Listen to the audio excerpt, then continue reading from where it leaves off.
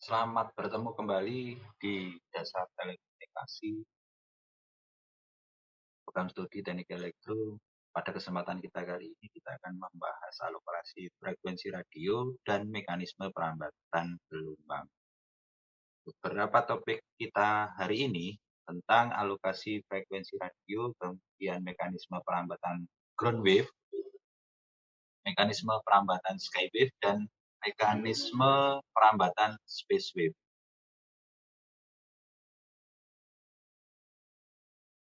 Mekanisme frekuensi radio atau radio frekuensi yang sering kita singkat dengan atau sebutan RF adalah frekuensi yang digunakan sebagai carrier. Carrier artinya itu pembawa. Nah, pada komunikasi radio, tepatnya komunikasi non-fisik. Kalau beberapa waktu yang lalu tentang sistem informasi, ya bagaimana data dan informasi itu bisa disampaikan secara fisik dan non-fisik. Nah, ini kategorinya dengan radio itu adalah komunikasi non-fisik. Sebagai karier, pada sinyal RF ini dipancarkan oleh transmitter, ya, atau disingkat dengan TX, ya, atau TX. Kemudian diterima oleh receiver, ya, atau RX. Jadi di sini ada antenanya. Kemudian dia tertransmit, ya, transmitter melalui media bisa tadi nanti disebutkan sebagai ground wave atau sky wave atau space wave menuju ke antena penerima, ya. Jadi ada antena pemancar, kemudian ada antena penerima, ya, antena penerima. Nah, sinyal RF sebagai pembawa informasi dari TX dan RX. Jadi sinyal RF ini merupakan karier pembawa, ya, ini merupakan karier sinyal pembawa, karier, ya, merupakan sinyal pembawa. Kemudian ditambah informasi, ya, yang ada yang melalui media ini. Siapa yang menambahkan ini? Ya, proses pencampuran, ya, proses transmitter di sini, proses TX, itulah yang melakukan mixing, menyampur. Informasi itu seperti apa ya? Informasi seperti suara saya ini adalah suara informasi. Kemudian nanti di bab berikutnya tentang modulasi. Nah, proses mencampurnya antara suara dan carrier ini, ya, nanti baru kemudian dipancarkan. Ya, baru ini dipancarkan ke segala arah, ya, ke segala arah, ataupun sesuai dengan karakteristik antena. Nanti ada sedikit bahasan tentang antena, meskipun ada mata kuliah tersendiri tentang antena. Jadi sekilas tentang antena nanti disampaikan di dasar telekomunikasi. Nah, yang melalui udara ini, yang melalui media ini, ya, ya tidak hanya udara saja, ya, bisa kabel, ya kan, bisa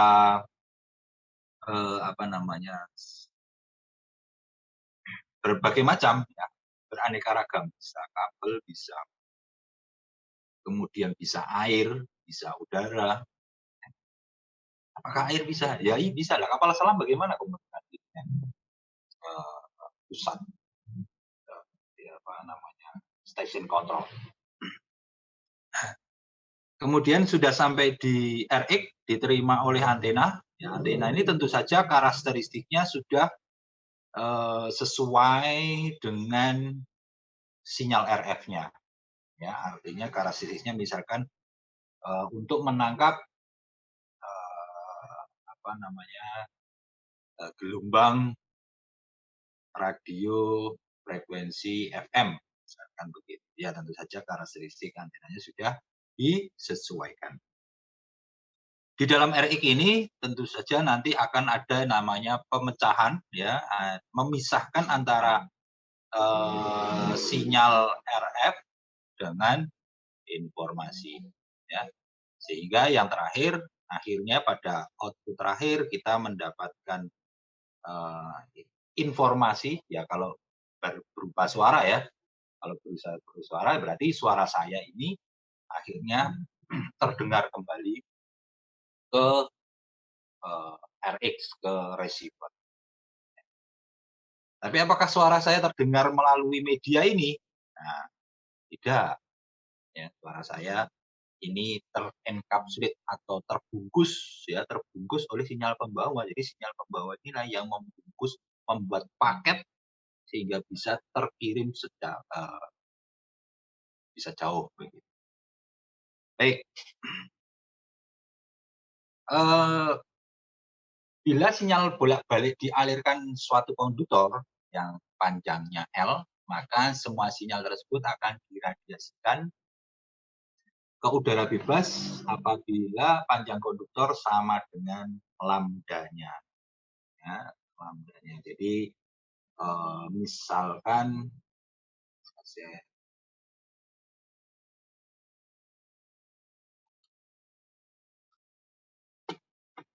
begini, ya. Jadi sebelum itu rumus atau formula, ya, formula dari lambda itu kan panjang gelombang. Ya, lambda itu panjang gelombang.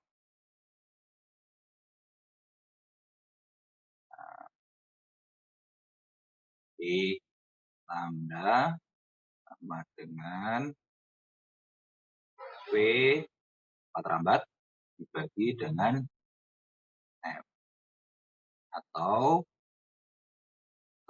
bisa juga sama dengan V dikali T waktu. Ya, Anda harus tahu ini berarti kan artinya F ya, bukan V.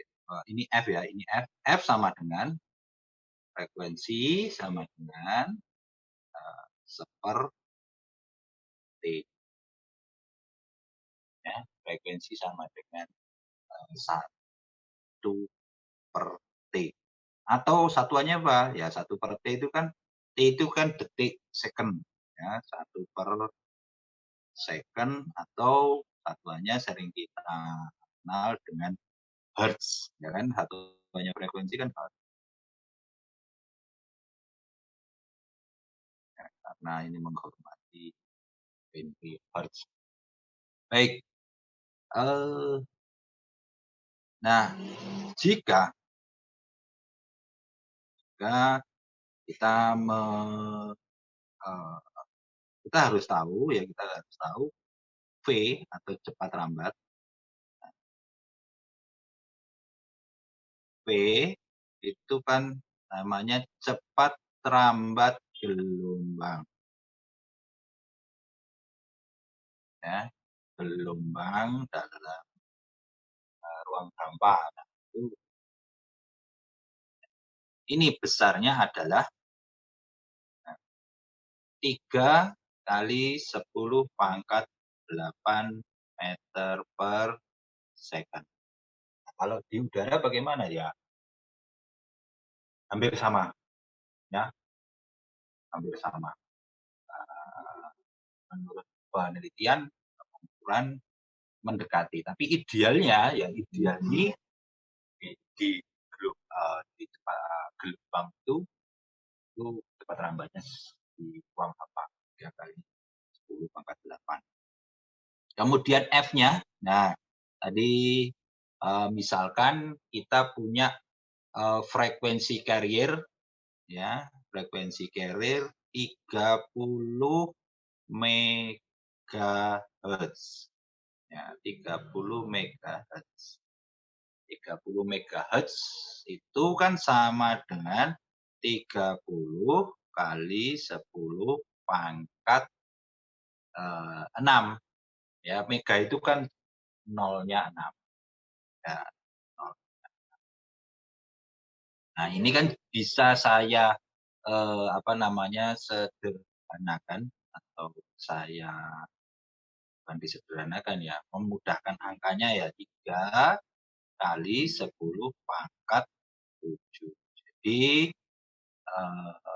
apa namanya, 0 di sini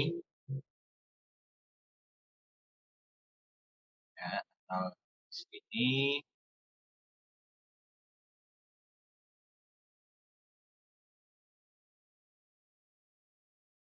0 di sini saya pindahkan ke pangkatnya, sehingga tinggal 3 kali 10 pangkat 7. Kembali lagi, nah kita kembali ke rumus ini tadi ya, rumus yang di sini. Nah, kita punya ini kan, kita tarik ini. Ya, jadi lambda adalah sama dengan panjang gelungnya adalah di 3 kali 10 pangkat 8 ya, dibagi 3 kali 10 pangkat 7 ya. Sehingga kita bisa 3 dibagi 3 kan 1 ya. Coret, kita dapatkan 1. Kemudian ini ya pangkat 7 yang ada di bawah kalau naik menjadi pangkat minus 7 ya kan. Coba ditengok lagi di persamaan atau di materi matematika ya. Nah, di sini berarti 1 kali 10 pangkat 8 min 78 dikurangi 7 kan 1 ya. Itu kan sama dengan 1 kali 10 pangkat 1. 10 pangkat 1 berapa? Apapun yang dipangkatkan 1 adalah apapun ya. 2 pangkat 1, 3 pangkat 1, ya 10 pangkat 1, 10. Jadi ini 1 kali 10 sama dengan ya 10. Apapun dikalikan 1, ya apapun ya. Ini adalah 10. Jadi 10 meter satuannya. Ya. Oh ya, saya lupa memberi satuan. Jadi satuan di sini, ya ini kan meter per detik. Satuannya meter per detik. Cepat rambat itu.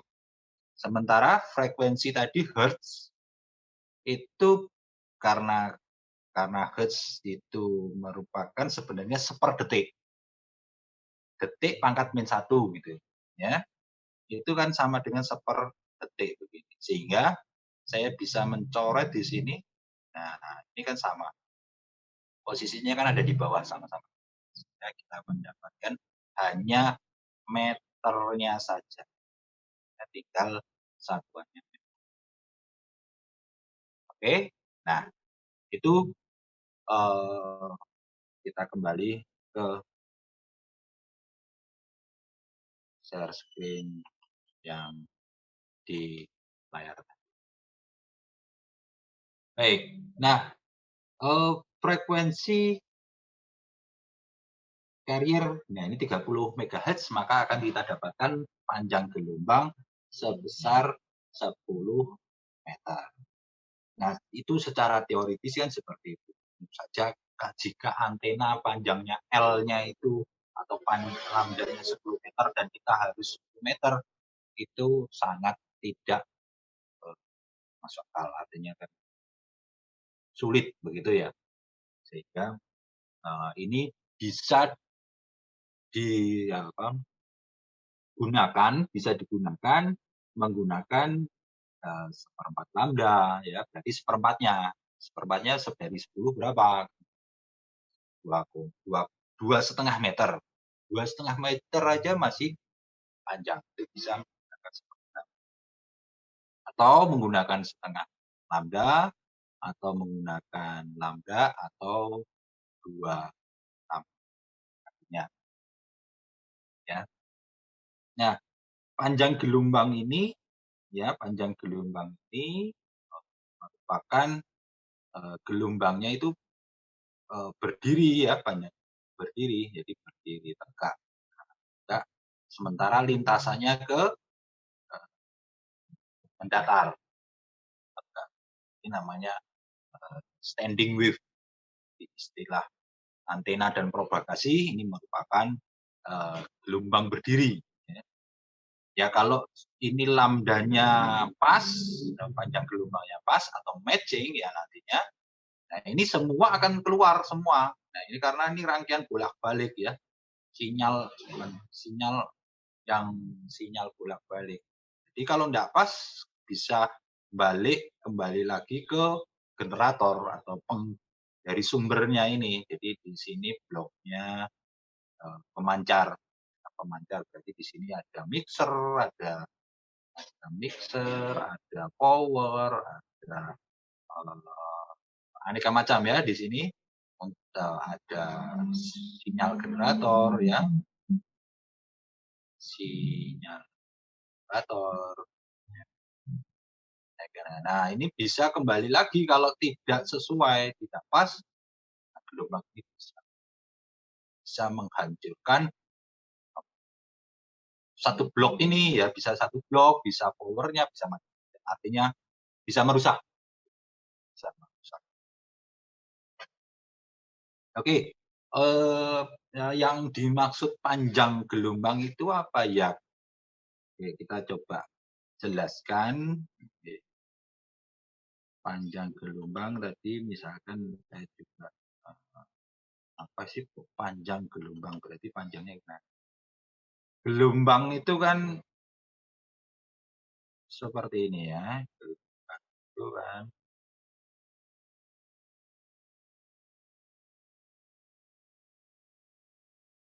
oke, oke.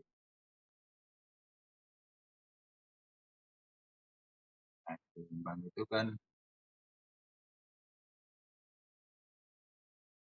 nah, saya buatkan dua gelombang.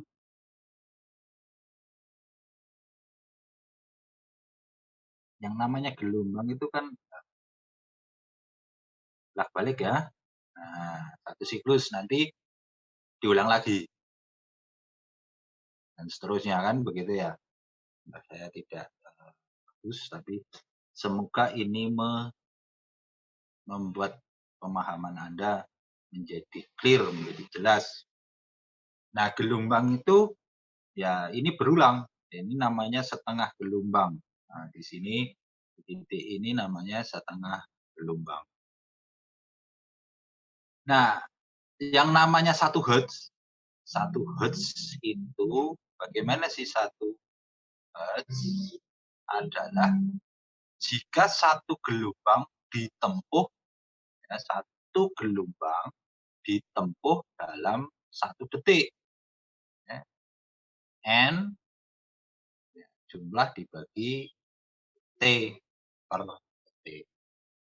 Nah kalau satu gelombang dalam 1 detik namanya 1 Hz. Ya ini misalkan di sini 1 second ya per detik. Ya 1 second berarti ini adalah ini namanya apa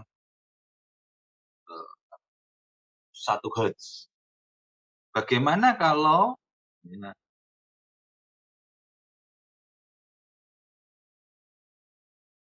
kalau separuhnya gelombangnya ya gelombangnya itu seperti ini.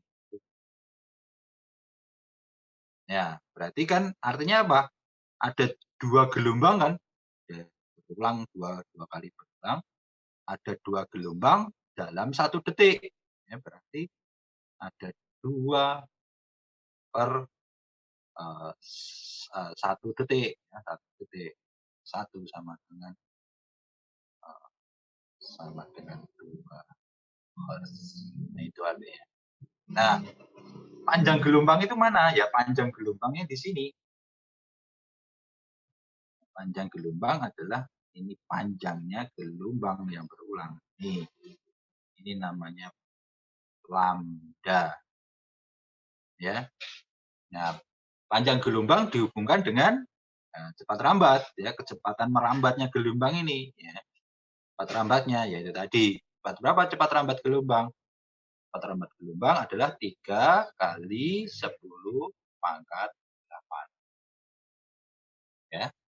Sehingga kita mengacunya ke V-nya ini, cepat rambatnya. Nah,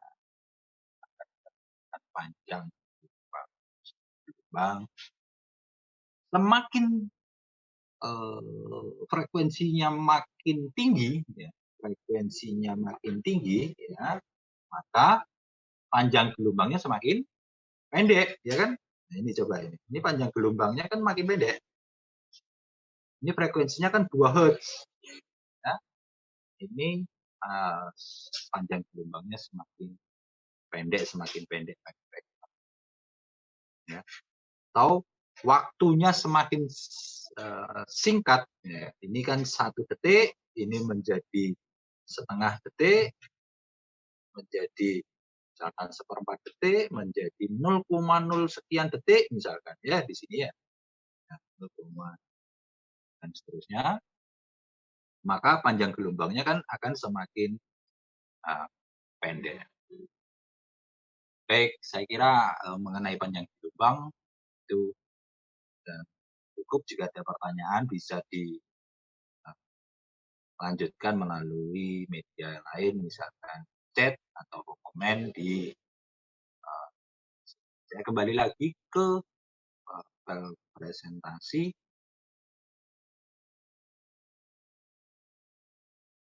Nah, selanjutnya klasifikasi frekuensi radio. Ya. Frekuensi radio ini diklasifikasikan ada berbagai macam. Ini menurut ini yang dulu ya. Tapi bagaimanapun perkembangan zaman terus mengalami perubahan, baik itu regional maupun global. Ya, ini diambil di Indonesia beberapa waktu tahun lalu. Tentu saja ini sudah diupdate dan sudah perubahan. Ya, saya mengacu yang lampau biar bisa menjadi wacana,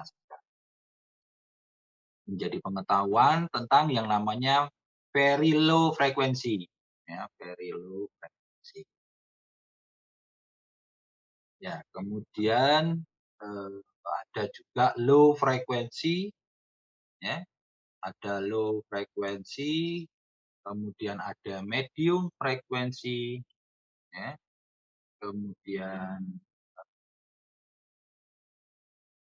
ada high frequency antara 3 sampai 30 MHz. Nah, selanjutnya ada very high frequency, ya. Very high, kemudian ultra high frequency atau UHF, ya, antara 0,3 sampai dengan 3 GHz. 0,3 giga itu 300 ya, 300 MHz. Kemudian ada super high frequency. Ya, ada super high frequency. Kemudian yang 8 ya, extra high frequency. Nah, di beberapa blok ini ya ada yang mulai kelima very high frequency. Ini frekuensinya sudah sangat kecil ya. Sangat kecil. Nah, si point to point, jarak dekat, misalkan FM, TV, radar, navigasi, ya. Ya, ini contoh-contohnya. Menggunakan, ya, medianya menggunakan space wave karena jaraknya dekat. Nanti kita bahas tentang pengamatan gelombang, apa itu space wave. Sementara untuk high frequency ya 3 sampai dengan 30 MHz itu menggunakan skywave atau komunikasi point to point, jaraknya jauh. Ya. meskipun jalannya jauh, tetapi tetap point to point. Ya. Kemudian untuk 1, 2, 3, nah 1, 2, 3 ini medianya ground wave, gelombang tanah. Ya. Contohnya ini broadcast navigasi, ya, navigasi, kemudian marine itu kapal ya di laut. Nah, di sini ada spesifikasinya, ada beberapa hal-hal kriterianya, contohnya tentang medium frekuensi, low frekuensi, ya ini pas sama semua ya nomor satunya. Nah, redaman di udaranya sangat besar.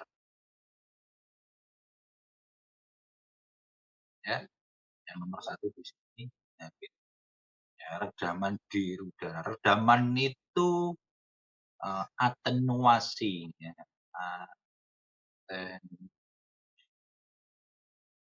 Redaman.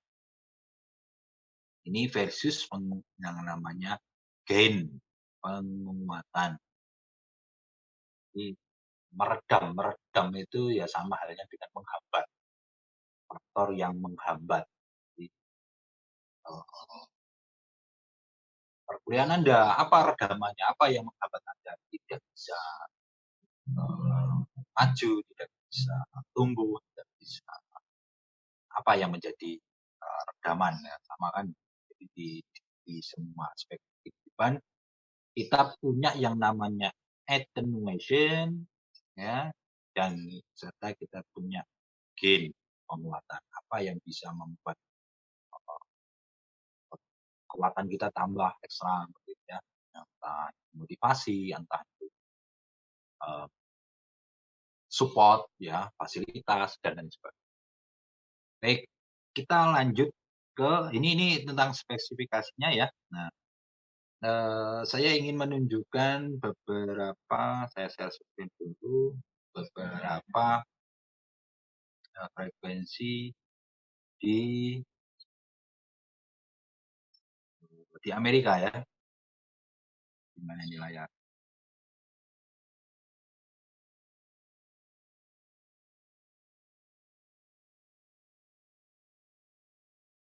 Oh, belum nih.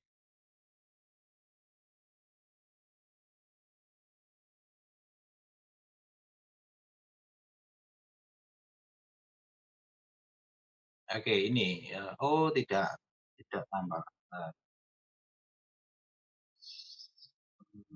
Saya beli nomor share-nya. Ini ya. Oke.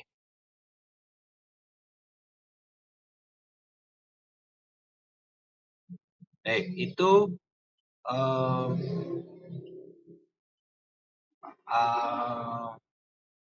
ISM ya, industrial, service, medical, radio, frekuensi allocation ya, alokasi radio. Nah, di Amerika itu memang ya karena sudah cukup maju, maka banyak aturannya tertata ya, mencoba ditata semuanya. Nah, ini dari 0 Hz, kilohertz pun di ini ditata 0 sampai 9, kemudian 0 sampai 14 radio navigasi di sini ya. Nah, kemudian di maritim ya, maritim itu berarti di laut ya, itu ada juga sampai 59 Hz. Berarti apakah itu terdengar manusia? Enggak dengar ya, karena manusia mendengarnya 20 kilohertz sampai 200 kilohertz. 200 sampai 20 kilohertz ya.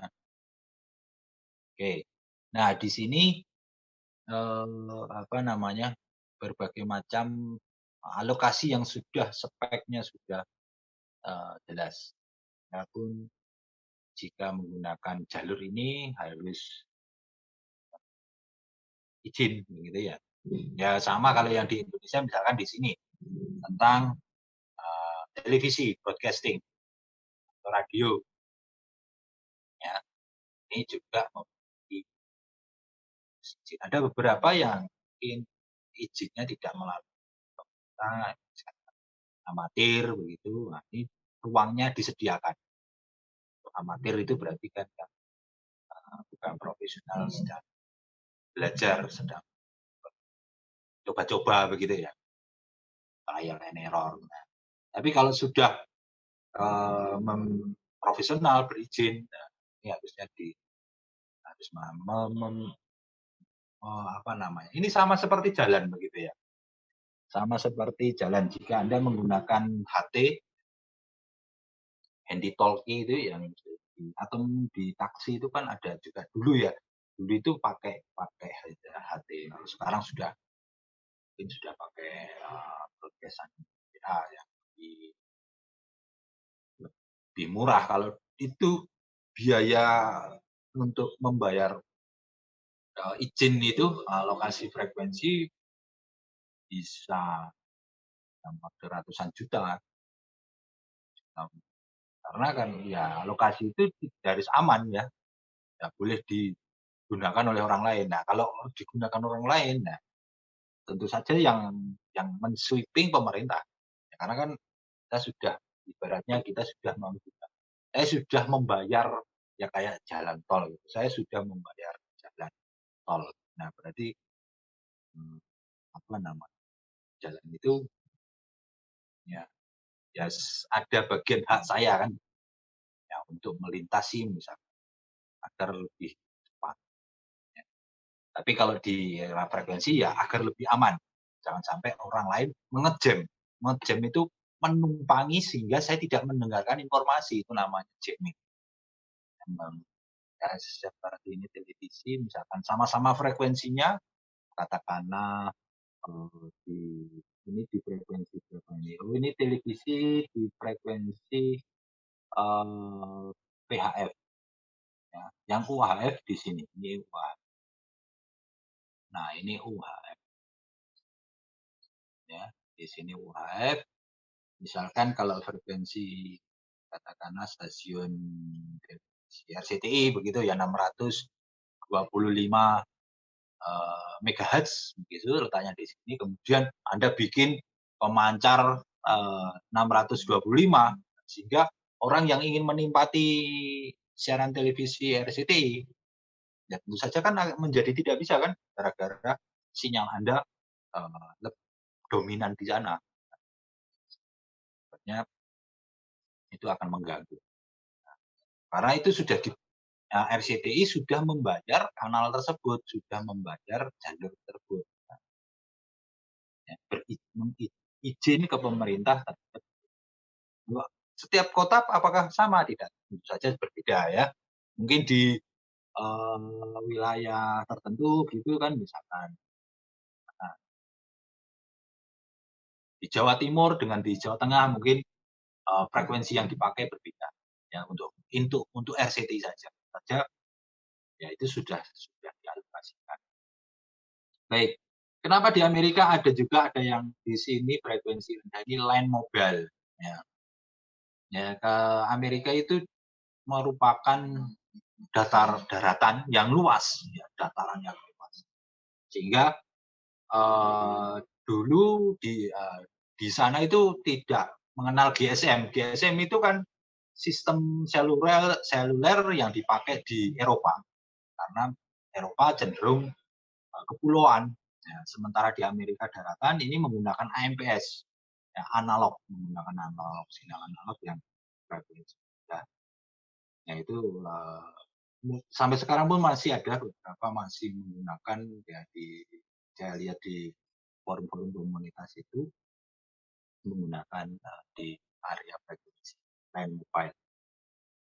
Ya, kemudian bagaimana dengan mobile yang di sini? Nah, mobile yang di sini merupakan digunakan untuk jalur-jalur komunikasi udara, komunikasi pesawat, ya aeronautical mobile, ya, komunikasi yang yang mobile di udara ya, ada menggunakan ini jenis sel. Baik, kita kembali ke materi. Dan ke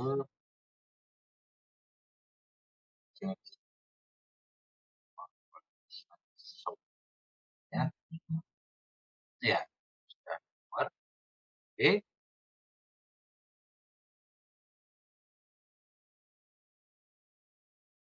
ini saya kira ini nanti bisa dibaca sendiri tentang sifat-sifatnya di frekuensi masing-masing frekuensi. Nah, kita masuk ke mekanisme perambatan ground wave ya, atau gelombang permukaan, gelombang tanah. Ya. Jadi selain masalah redaman yang terutama itu diperhatikan, perambatan gelombang pada suatu media adalah kecepatan. Ya, kecepatan.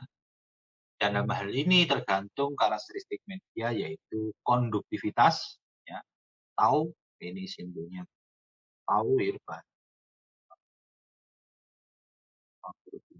kemudian mu ini mu, kemudian epsilon direktivitas, permeabilitas directivity, kemudian conductivity.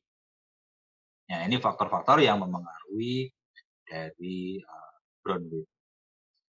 Karena ground wave merambat melalui permukaan bumi, maka persyaratan yang namanya bahwa antena TX maupun RX ya, ditempatkan ya, atau sebenarnya antena TX juga memancarkan di tempat permukaan bumi ya, menjadi apa namanya,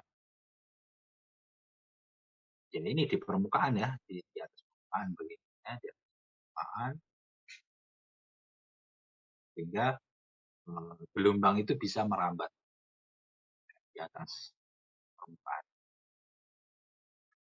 Sebenarnya antena TX juga memancarkan dayanya ke udara ya, itu gambarnya panahnya ke atas semua, akan tetapi mengalami redaman propagasinya yang sangat besar. Jadi ini juga sebenarnya ya terpancar ya, ini terpancar, juga cuma udara ini menghambat, ya, udara ini benar-benar menghambat propagasi ya, arah dari sinyal ini ya, udaranya. Nah, udara ini menghambat yang bisa mengalir ya, melalui di atas permukaan. Dengan demikian, perambatan ground wave pada permukaan bumi tidaklah sama baiknya untuk semua tempat, kan?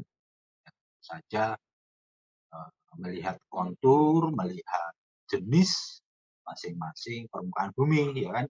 Permukaan bumi kan ada yang laut, ya, ada yang gurun pasir, ada gunung, ada batu, ada hutan, ya, ada daerah pertanian atau rural, ya rural itu kan misalkan kalau daerah pertanian itu seperti ya savana begitu ya, jadi kan ada peta-peta,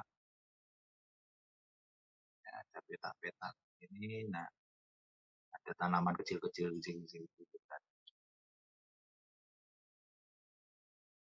Nah, seperti padang rumput begitu kan. Daerah perkotaan, ya tentu saja berbeda. Perkotaan ada banyak obstacle, ada gedung-gedung, ada, ada taman kota, ada macam-macam. Daerah industri juga akan mempengaruhi ya, karena industri cenderung memiliki apa namanya getaran, ya, ya kan pasti dia menggunakan mesin-mesin, kemudian ini tanahnya itu menggunakan getaran, bergetar. Ya, meskipun itu sebenarnya tidak rendah, tapi itu mempengaruhi juga di gelombang ground wave. Selanjutnya, tentang mekanisme perambatan skywave atau gelombang udara. Ya, jadi gelombang udara nanti memanfaatkan ya faktor ionosfer. Nah, ionosfer itu lapisan udara ya. Jadi udara ini kan atmosfer ini kan berlapis-lapis. Yang kaya dengan udara di sini ya dengan O2, kemudian nitrogen. Nah, semakin ke atas semakin tipis. Nah, semakin ke atas semakin tipis. Nah, ada yang namanya lapisan ion. Nah, namanya diberi nama. Nah, ionosfer ini merupakan ya, energi yang diterima dari matahari ya, sehingga ini sebagai apa namanya energi matahari yang juga merupakan bisa memantulkan ya, memantulan energi pantulan bumi. Energi ini akan menyebabkan terjadinya ionisasi ya, jadi ini karena faktor faktor bahan udara tadi, yang udara tertentu yang sudah menipis jumlah kandungan tertentu, ini membentuk layer kumpulan ion dengan ketinggian tertentu.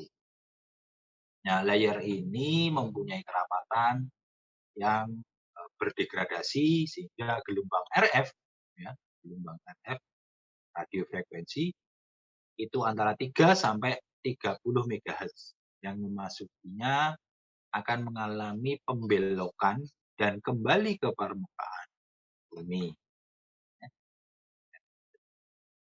Frekuensi di atas 30 MHz ini ada yang memang keluar, tapi tidak banyak, tetapi pada umumnya banyak yang terbelok. Terbelok bisa kemana-mana. Ya. Ini frekuensi 3 sampai 30 MHz ini ya frekuensinya antara itu ya. Ini sudah dilakukan pertama kali Marconi ya. Marconi itu mengirim sinyal dari Eropa, di Eropa anggap aja begitu. Kemudian di sini ada Amerika.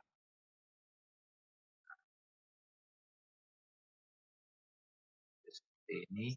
Jadi melalui Samudra Atlantik ya, yang lautnya gelombangnya besar.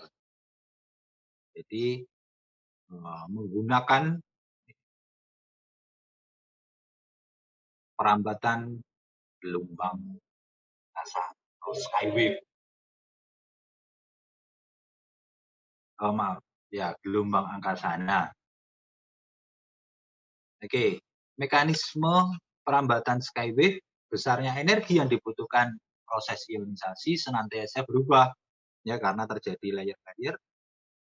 Jadi pada malam hari ini jangkauannya bisa lebih jauh ya daripada siang hari.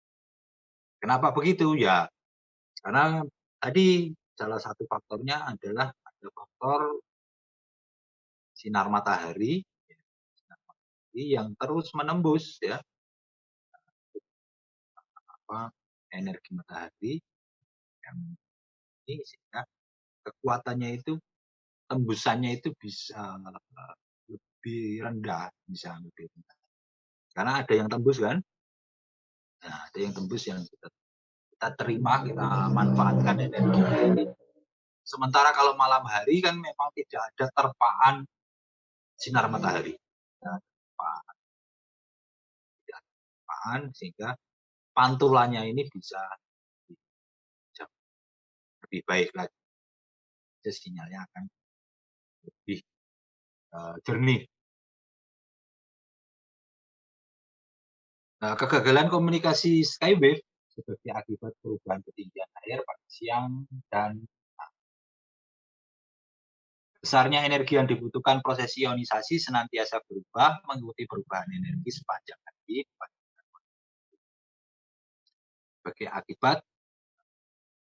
Sebagai akibatnya, maka ketinggian dan jumlah layer yang dihasilkan juga bervariasi. Dengan perbedaan ketinggian layer pada siang dan malam hari, menjadikan komunikasi tidak dapat diandalkan 24 jam sehari. Ya. Nah, ini beberapa layer. Nah, di dalam ionosfer ada layer B, layer E, layer F1, layer F2. Ini ketinggian dari permukaan bumi. Nah, layer D itu berarti pada siang hari itu 5 sampai 90 km. Nah, sementara pada malam hari itu bisa terjadi di di malam hari ini bisa terjadi di sini ya. Layer E ya. Layer E dengan ketinggiannya itu bisa berubah. Ya, yang layer E itu bisa berubah menjadi 9 sampai 130 kilometer. Ya. Layer F-nya itu berubah jadi 200 sampai 300 kilometer.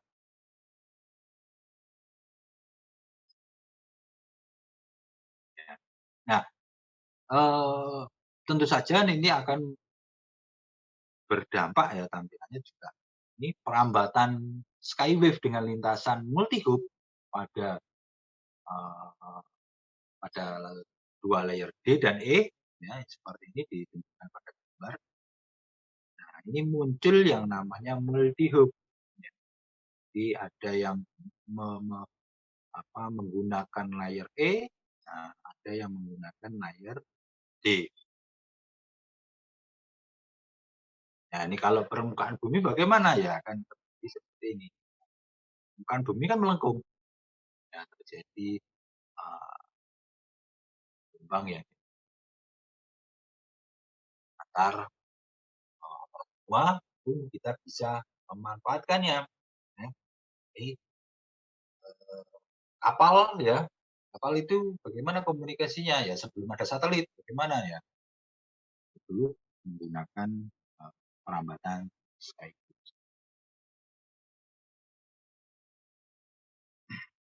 Pada jarak yang jauh terlihat bahwa lapisan ionosfer dan bumi seolah-olah membentuk suatu tunnel atau terowongan.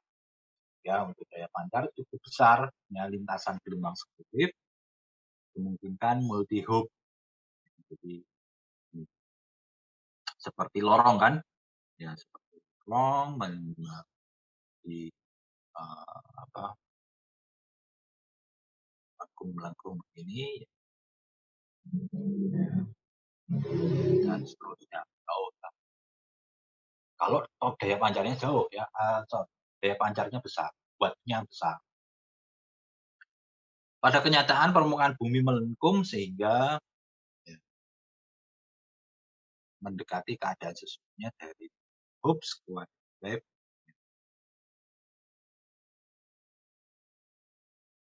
permukaan itu kan 60 km di lengkungan. Oke, kita lanjutkan ke lintasan ganda dan pengaruh permukaan. Jika perambatan space wave melalui dua lintasan, maka ada bisa jadi menggunakan yang pertama lintasan langsung straight atau yang kedua lintasan pantul. Nah, bagaimana jika ini gambar yang di bawah, ya, perhatikan penerima C ya dari pemancar A. Energi yang sampai di Rx dapat melalui lintasan langsung maupun lintasan pantul atau superposisi antar keduanya. Ya, itu gambar yang di atas. Di sini ya, di gambar yang di bawah, di sini komunikasi antara A dan B terjadi. Akan tetapi komunikasi antara A dan C tidak bisa. Ya kenapa? Ya karena permukaan bumi melengkung. Ya, C ini ya bisa jadi dengan menambahkan panjang antena ya, antena pemancarnya diperpanjang. Namun seberapa panjang? Nah, itu kan juga jadi sebuah masalah ya. Ya, ya jadi misalkan C berada di bawah horizon radio, ya, ini bawah horizon radio. Nah, radio A adalah garis singgung antara permukaan bumi melalui titik A.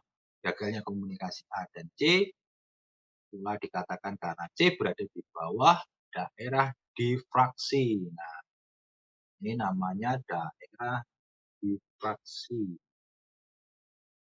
Nah, daerah difraksi. Blind spotnya dari pemancar A. Ya, karena di bawah horizon. Ya. Oke, gitu. Bagaimana solusinya kalau jangkauan maksimum CPW? Ya harus menggunakan repeater. Ya. Harus menggunakan, karena ini jaraknya 60 kilo, ya, 60 kilo, B ini ya kalau masih ketinggian 25 masih dapat ya. Nah, tapi membuat antena pemancar 25 kan, 25 meter ya, ketinggian 25 meter kan itu juga biaya kan. Nah, suatu yang effort, usaha yang cukup besar. Ya salah satunya ya menggunakan ini ya menggunakan repeater. Dalam kondisi normal di mana permukaan bumi rata tanpa ada tonjolan, ya, ini asumsi ya, gambar ini ya, gambar yang pertama ini buminya rata, mulus, melengkung. Nah, ya, melengkungnya ini enggak ada ini ada benar-benar mulus. Ada mulus di mana ya? Mungkin saja di padang pasir begitu, savana yang luas sampai 60 kilometer. 60 kilometer itu kira-kira dari Malang sampai ke Surabaya itu kan 80, ya anggap aja sampai Surabaya. Itu benar-benar mulus, nggak ada naik turun.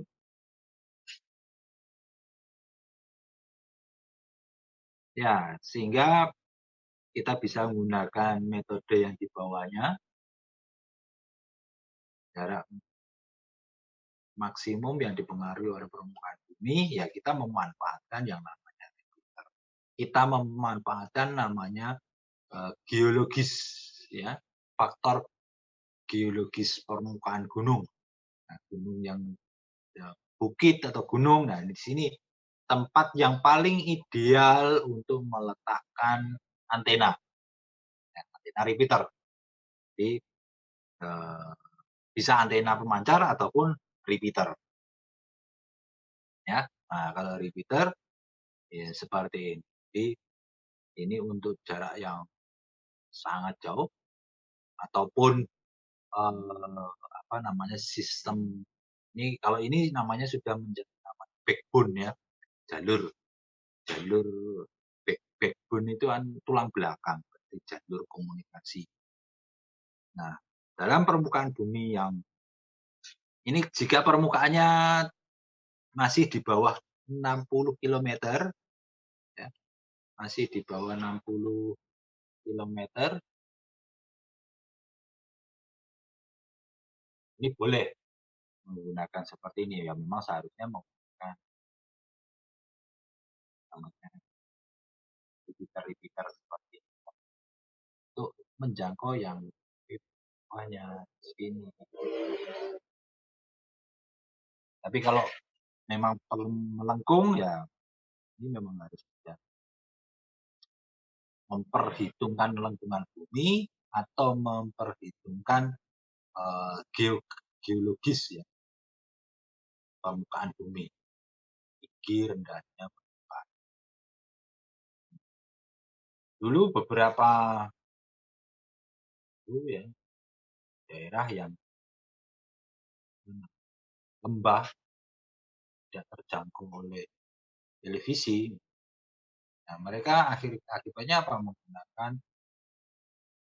Menggunakan tidak terjangkau oleh stasiun televisi ya, menggunakan antena parabola ya. Antena parabola kan ya langsung menjangkau ke satelit. Karena apa? Ya karena ini tadi nggak ada pemancar repeaternya ya. RCTI nggak. Contoh mungkin di daerah Rantang.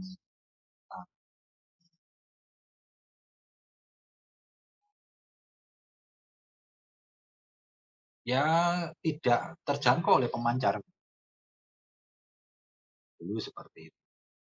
Tapi sekarang mungkin zaman sudah berubah, ada kabel, ya, saja aksesnya melalui medianya tidak menggunakan media Skywave. Ya, eh, saya kira itu materi kita hari ini. Sekian dan terima kasih.